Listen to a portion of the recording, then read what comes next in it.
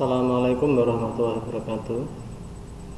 Selamat datang pada semester ini. Kita masuk ke mata kuliah sistem pakar. Di pengertian dari sistem pakar yaitu software expert system sebagai penasehat atau konsultan pakar. Yang lain untuk mengumpulkan dan menyimpan pengetahuan satu atau beberapa orang pakar ke dalam komputer. Di saat kita membuat sistem pakar, biasanya tidak hanya melibatkan satu orang pakar, melibatkan lebih dari satu orang. Nanti pengetahuan dari masing-masing pakar ini akan disimpan di dalam komputer, disimpan dalam bentuk data. Jadi kalau misalkan kita ingin membuat pakar tentang AC, mungkin masing-masing orang pakar ada bagian-bagian tertentu pakar pada bagian tertentu tentang AC. Atau kita mau membuat pakar tentang mobil, mungkin setiap pakar mempunyai pakar dalam komponen tertentu dari mobil. Ada yang pakar mesin, ada yang pakar untuk kelistrikan, ada juga pakar untuk bagian yang lain. Itu di dalam pembuatan pakar biasanya melibatkan lebih dari satu orang pakar.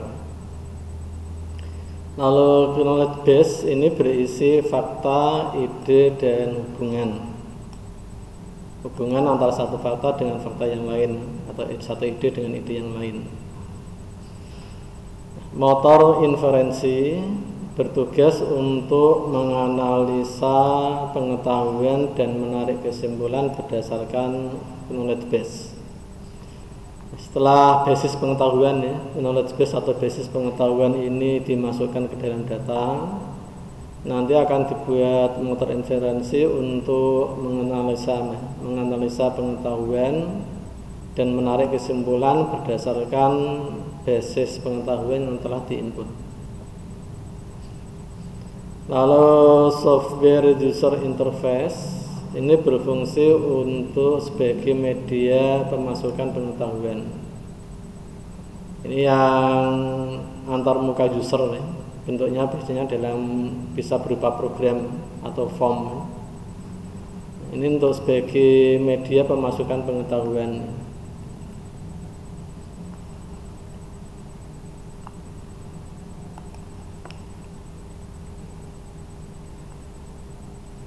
Ini contoh sistem pakar, contoh sistem pakar yang sudah pernah ada. Mesin ini sistem pakar yang mendiagnosa infeksi bakteri dan rekomendasi pengobatan antibiotik. Tentunya untuk membuat sistem pakar seperti ini dibutuhkan oleh pakar-pakar yang mengetahui tentang bakteri dan antibiotiknya, antibiotik yang berhubungan dengan bakteri. Lalu yang berikutnya prospektor. Prospektor ini sistem pakar yang mencari dan menemukan biji deposit di mineral dan batu-batuan untuk tambang, untuk perusahaan tambang. Untuk menemukan biji deposit ini menggunakan prospektor. Lalu delta ini sistem pakar untuk maintenance mesin lokomotif listrik diesel, untuk perawatan mesin diesel, mesin listrik diesel. Ini juga tentunya harus melibatkan pakar-pakar yang mempunyai pengetahuan tentang perawatan mesin listrik diesel. MVS ini untuk membantu aparatur komputer mengontrol sistem operasi MVS, multiple virtual storage. Lalu yang berikutnya ACE ini untuk troubleshooting pada sistem kabel telepon. Kalau misalkan ada kabel telepon yang putus di suatu daerah, Nanti troubleshootingnya bisa dilihat masalahnya lewat ini, sistem bakar AC.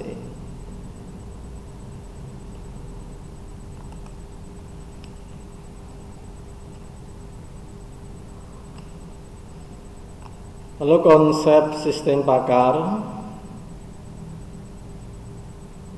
yang pertama menggunakan metode representasi pengetahuan eviden. Ini banyak yang dipakai, banyak jika kondisi tertentu maka akan menjalankan apa. Sistem bakar, kalau kita membuat program sistem bakar banyak menggunakan ini, eviden. Proses pembuatan sistem bakar dilakukan oleh knowledge engineering, domain expert, dan end user. Jadi ini yang sistem bakarnya yang mempunyai pengetahuan. End user ini yang pemakainya ya, pemakai akhir. Tugas dari knowledge engineer ini untuk memilih software dan hardware untuk pembuatan sistem bakar. Setiap sistem bakar tentu membutuhkan software dan hardware yang sesuai dengan penggunaannya. Kita membuat sistem bakar tentang apa? Nanti kalau sudah ditentukan penggunaannya mau digunakan untuk apa, lalu dipilih software dan hardware yang sesuai. Tidak harus berupa program seperti di PC, tergantung sistem bakarnya. Tidak semua sistem bakar itu bentuknya program, tampilannya form di PC. Lalu tugas pakar domain ini menyediakan pengetahuan dan teknik pemecahan problem yang dihadapi. Ini bagiannya pakar.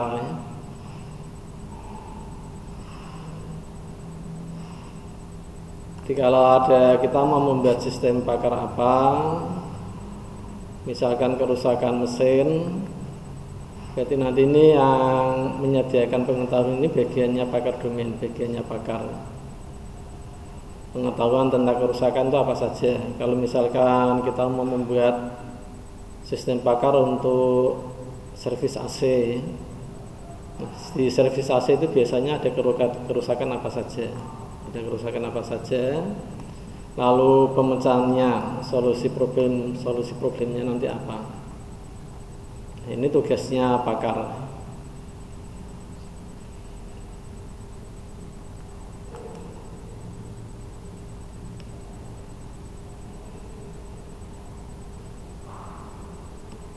Lalu klasifikasi sistem bakar.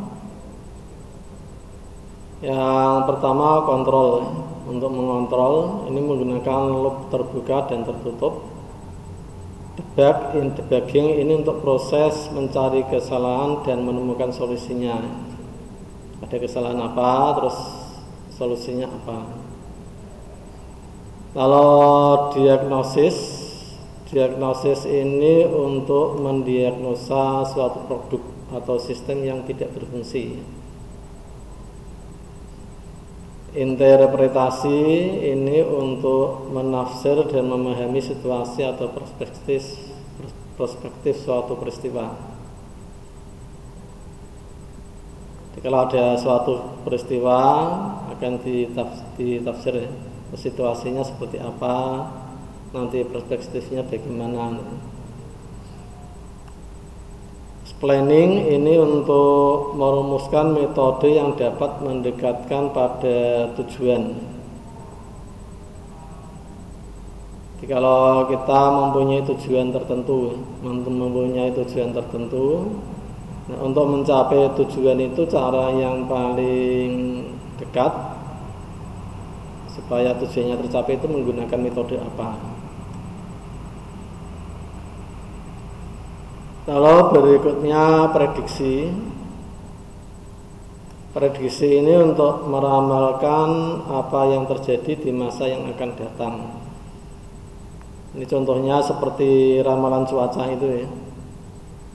Ramalan cuaca itu kita bisa meramalkan pada saat tertentu pada waktu yang akan datang itu cuacanya seperti apa.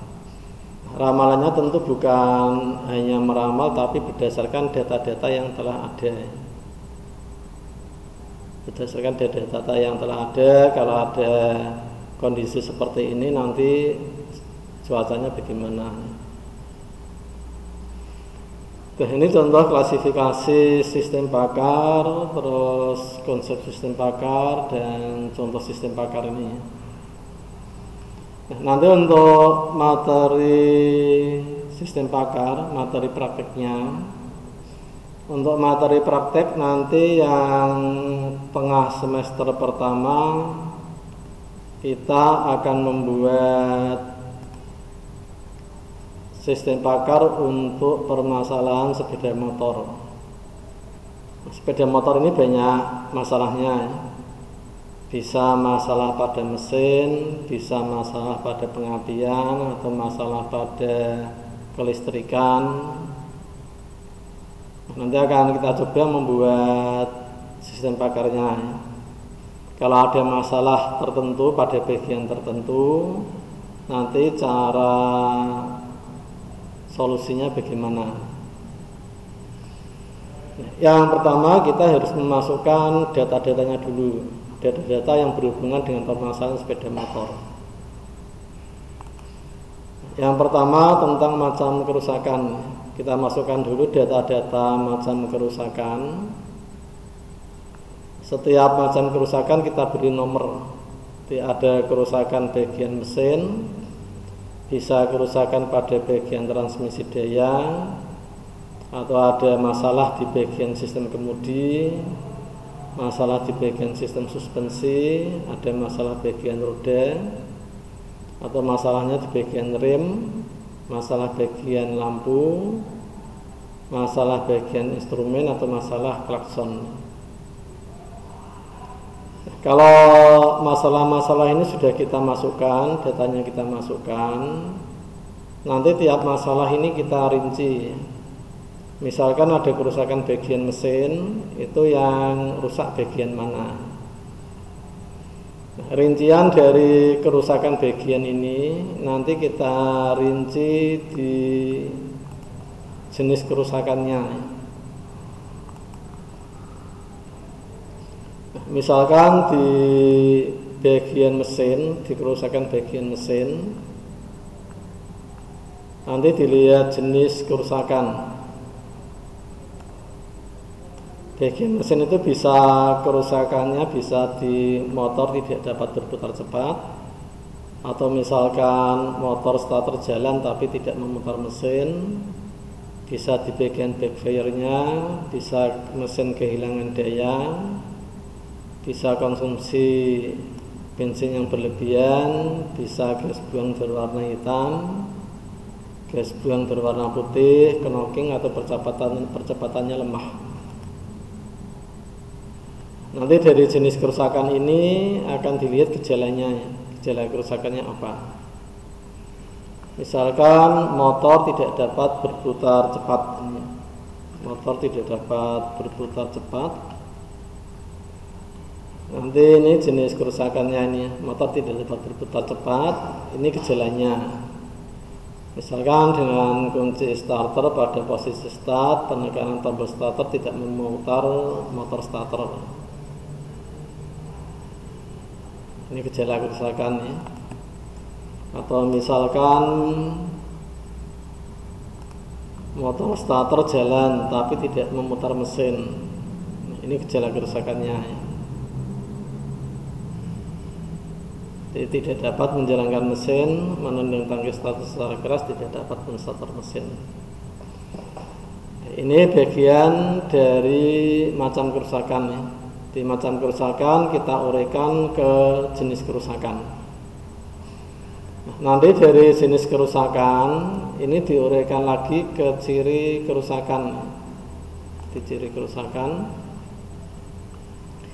misalkan untuk jenis kerusakan motor tidak dapat berputar cepat. Motor tidak dapat berputar cepat.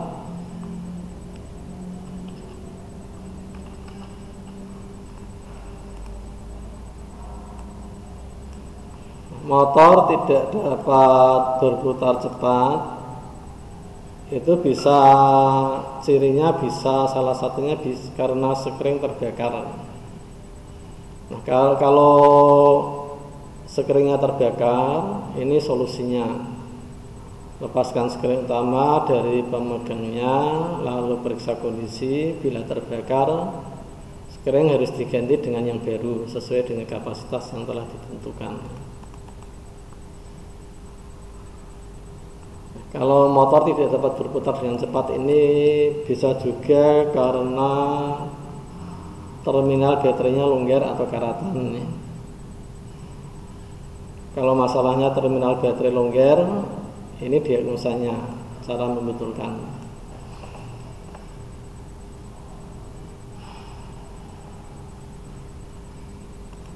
Ini yang data-data yang dimasukkan ya, dari macam kerusakan, jenis kerusakan, dan yang terakhir ini ciri kerusakan.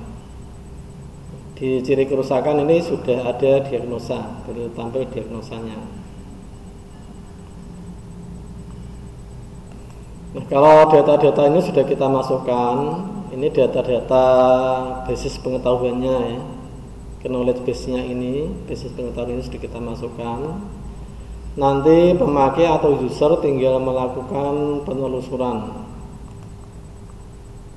Misalkan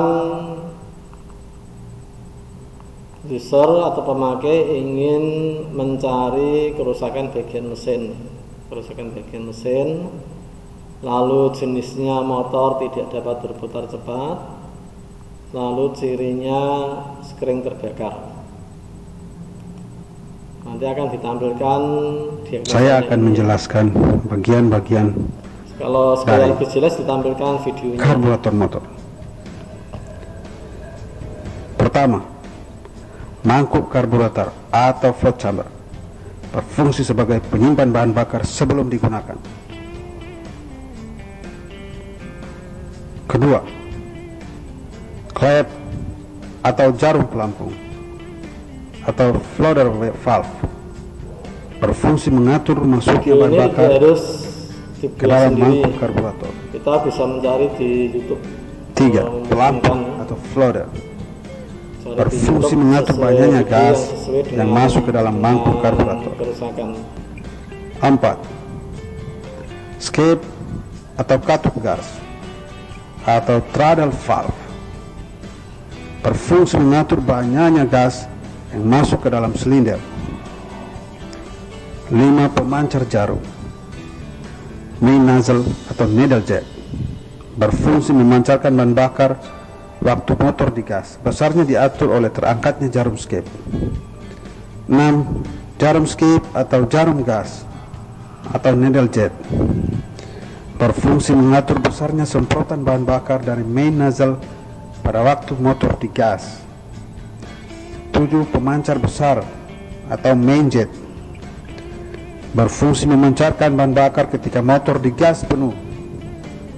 8, pemancar kecil atau stationer atau slow jet berfungsi memancarkan bahan bakar waktu lamsat atau stationer. 9, skrup gas atau baut gas atau throttle screw berfungsi menyetel posisi. Yang berikutnya ini untuk laporan, misalkan data macam kerusakan, ini laporannya, lalu laporan jenis kerusakan nih. Untuk macam kerusakannya apa,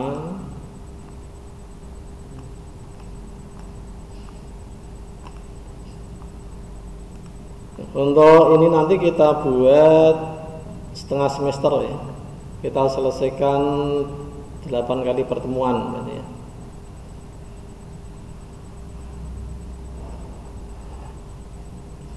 Nanti ini untuk tengah semester, nanti setelah mid semester kita buat yang lain ya. Ini hanya untuk setengah semester ya. Nah, untuk nanti setelah mid semester Anda buat simulasi lampu lalu lintas ini. Ini aturannya untuk lampu warna hijau. Lampu warna hijau ini selama 14 detik. Dari detik 16 turun sampai detik 3. Nanti kalau detiknya sudah 2, warnanya kuning. Lalu setelah 0 nanti warna merah. Ini ya. Ini 16, 15, 12 ini nanti kalau lampunya hijau berarti mobilnya jalan. Lampu hijau mobil jalan sampai 3 detik, setelah 3, 2, ini kuning. Setelah itu mobil berhenti saat lampunya merah. Lampu merah ini selama 28 detik. Dari detik 30 sampai detik 3. Ini hijau, ini jalan ya. Ini dari 16.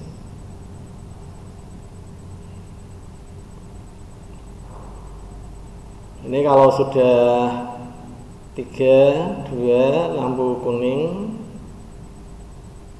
Setelah merah lampunya hijau. Ganti ini yang jalan. Nanti yang jalan berikutnya berarti yang ini.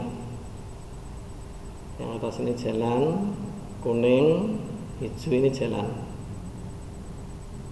Setelah ini yang dari atas. Ini menunggu sampai detik kedua nanti kuning. Setelah itu 0, lampunya ganti hijau. Ini nanti yang semula hijau ganti merah.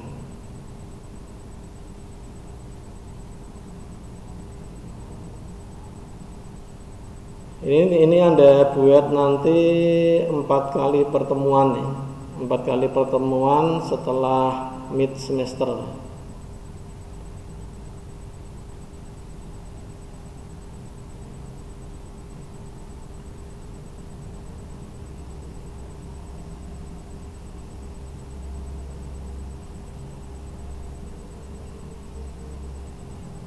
Di lampunya bergantian ya, warna hijaunya. Yang pasti warna hijaunya hanya 1 nih. Warna hijau 1, merahnya 2. Merahnya 2 ini angkanya berbeda.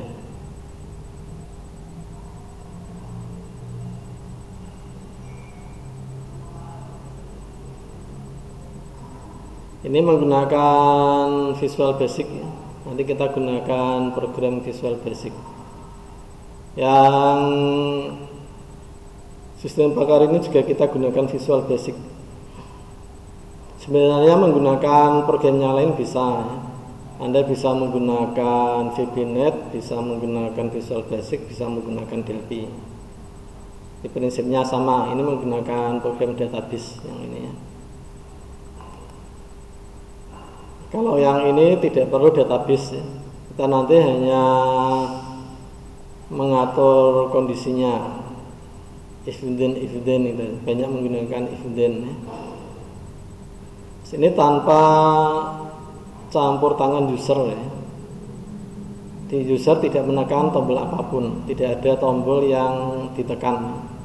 Otomatis ini jalan sendiri, programnya akan jalan sendiri.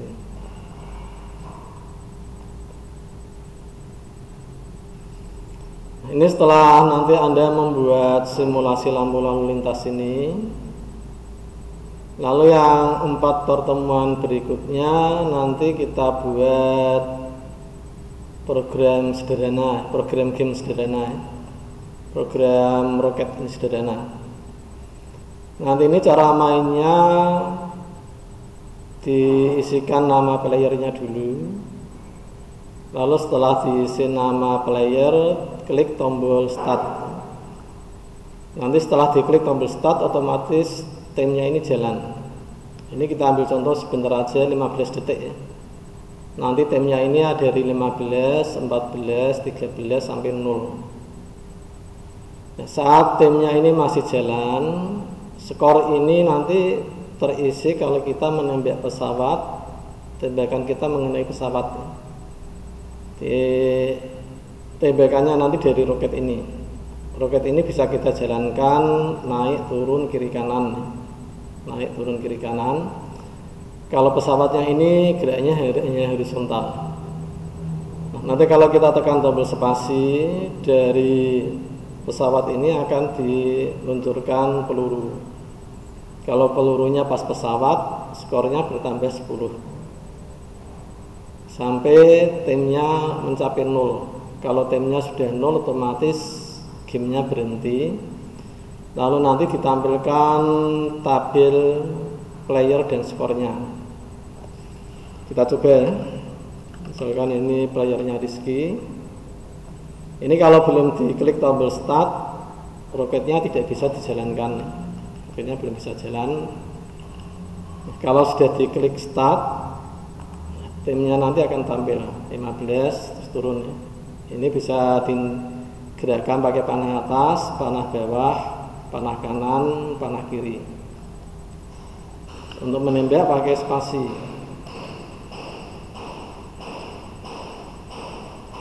Nah, kalau ini sudah, ini sudah tim 0, otomatis berhenti. Skornya ini disimpan ya. Player dan skornya akan disimpan. Main lagi, yes.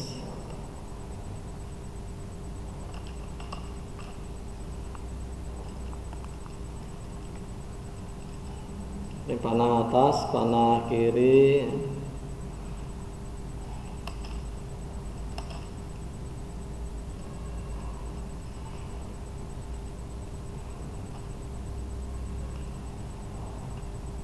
Ini ya.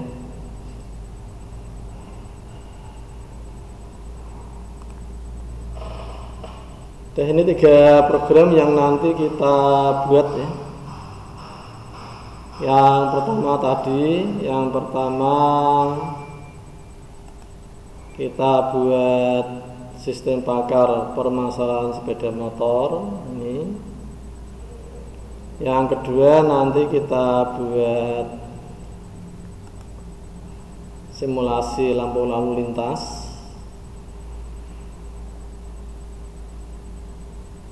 Gambar-gambarnya nanti bebas ya.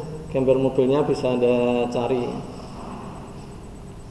Kalau ingin tampilannya lebih bagus, nanti gambar mobilnya bisa Anda gunakan yang PNG, bukan yang JPEG.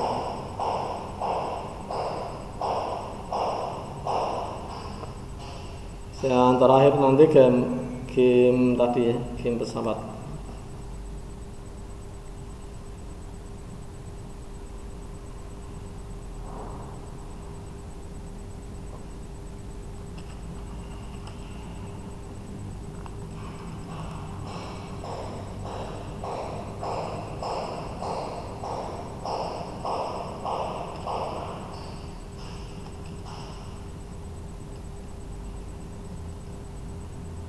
Nanti kode programnya ini hanya deteksi tombol yang Anda tekan. Anda menekan tombol apa, dideteksi.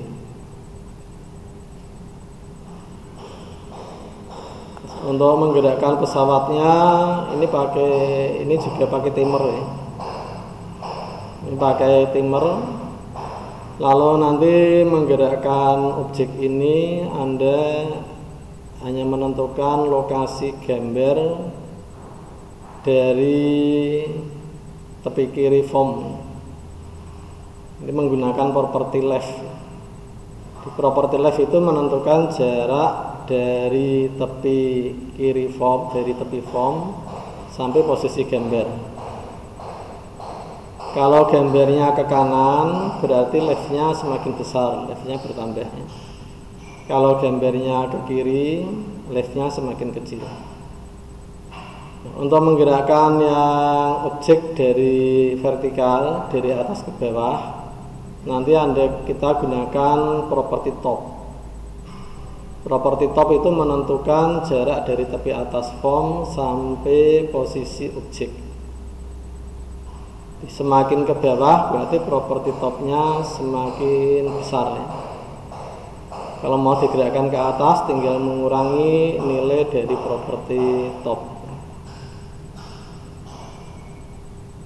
Perubahan nilai dari property top atau property left nanti diatur lewat timer.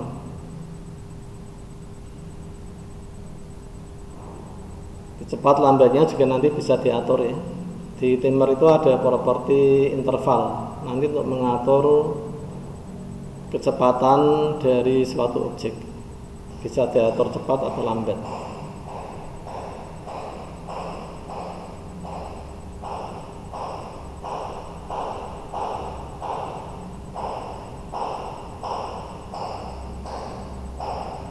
Saya rasa cukup untuk pengantar sistem pakar ini.